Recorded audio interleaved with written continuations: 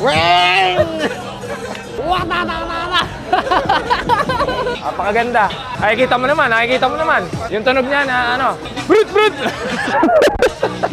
Kung ikaw ay bibigyan ng pagkakataon, anong B-lane pipe ang kukunin mo? Ang gusto kong muffler, syempre, V-Lane, pero marami tayong mapagpipilian. Pero isa, meron ako napili, ito. V-Lane GX4RR kasi gusto ko magkaroon ng gantong motor, yung GX4RR na Kawasaki. Nasubukan ko na yan kay Boss Arch, pero yung kay Nino kasi iba yung nakalagay noon. Pero ito, may exclusive para sa mga naka-GX4RR, itong muffler na to. B-lane Techno. Bakit? Tignan nyo naman, carbon loading. Oh, tapos ang laki pa ng ano niya, oh, tip niya. Talagang malakas ang tunog. Buong buo, bass na bass. Kung magdadagdag tayo, ito talaga ang napipili natin. At napupusuhan natin. Weng! Siyempre, yung nag-iisa, ito na. Ito yung pipiliin ko. Carbon Series 370.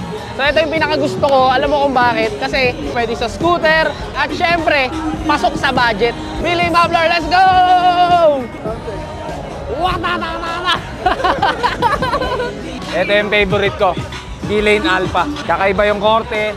Napakaganda. Carbon type siya. Ayan o, carbon Lodi. Ito ang trip natin. Plan natin ilagay sa RC200 KTM natin. Para sa track day, magre-ready tayo. Ito, napakaganda. Nakikita mo naman. Sound check na ito, napakalakas ng ano na ito. Ng bass na ito, medyo nakakairita yung tunog. Kaya medyo maganda sa racetrack. Yung tunog niya na ano, brut brut!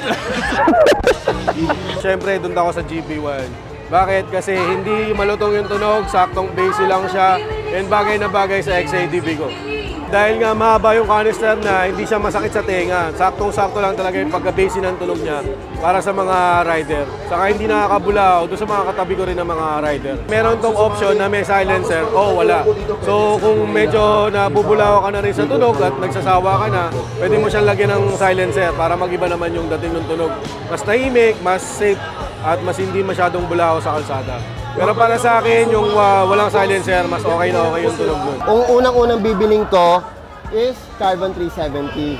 May power na siya, affordable pa. Paano ko masabi affordable?